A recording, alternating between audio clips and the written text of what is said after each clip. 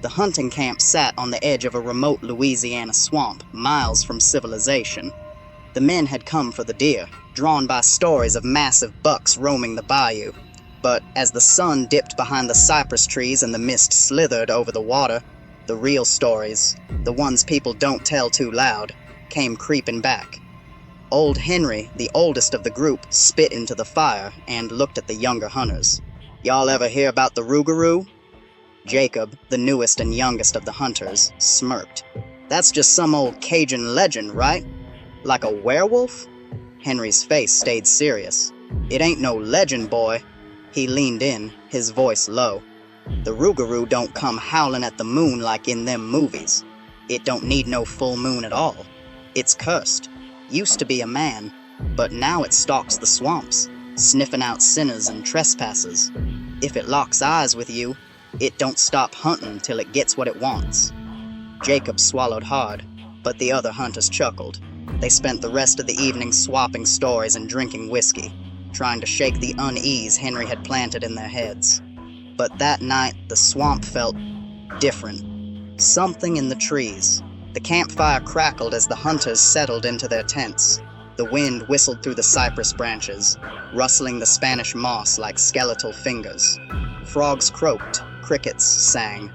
The swamp was alive, same as always. Then silence, the kind of silence that makes the hair on your arm stand up. Jacob lay in his tent, staring at the canvas ceiling when he heard it. A low, ragged breath just outside. Not the heavy panting of a bear, not the sharp sniffs of a deer. Something slower, hungrier. He grabbed his rifle and peered through the tent flap. The fire had burned low, casting long shadows against the trees. Then he saw them, eyes, glowing red, deep in the trees. They were too high to be a gator, too big to be an owl. And they weren't still. They were watching him. The breath came again, this time from the other side of the camp. Then a low, guttural growl rolled through the night, making Jacob's stomach turn to ice. Something massive moved just beyond the firelight. And then, the smell. A stench of wet fur, blood, and something worse, something rotten. Jacob's heart pounded as he clutched his rifle. "Guys," he whispered. Before he could wake the others, a branch snapped, loud and close. Then another. Then silence. And then, with horrifying speed, something lunged from the shadows. The hunt begins. A deafening snarl ripped through the camp as the hunters bolted awake. Their flashlights cut through the dark, beams shaking as they searched for what had made the noise. But there was nothing, only a set of deep claw marks in the nearest tree, far too high for any animal they knew. Then in the mud, just beyond the fire, tracks. Massive tracks. The hunters didn't waste time. They packed up, moving fast. Too fast. The boat wouldn't be ready until morning, but none of them dared sleep.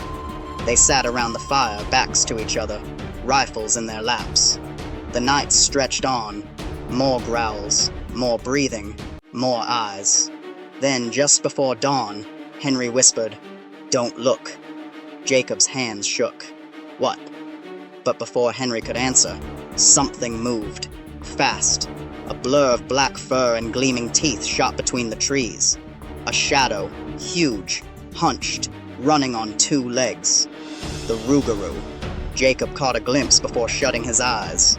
It was tall, almost 7 feet, with the twisted body of a man and the snarling, blood-stained maw of a wolf. The legend was real, and it had found them. The escape. The moment the first hint of sunlight touched the treetops, the sounds stopped. The eyes vanished. The hunters didn't speak, didn't eat.